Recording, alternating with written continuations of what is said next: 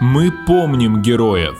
Семья Наговицыных из Усть-Алдана стала примером самоотверженного труда и отваги. Младший сын Григорий отправился на фронт в 1941 году, где служил стрелком 774-го полка 222-й стрелковой дивизии. В феврале 1942-го он погиб в селе Туровка Смоленской области. Там же и был похоронен. Старшего сына Николая в 1942-м отправили в село Сангар добывать уголь. За перевыполнение плана он получил звание «Стахановец» и был награжден медалью за доблестный труд в Великой Отечественной войне. Тем временем его жена Матрена Петровна находилась в тылу. Она косила сено и заготавливала дрова. Ее, как и мужа, наградили медалью за доблестный труд в Великой Отечественной войне за преданность своему делу. Гордимся и помним.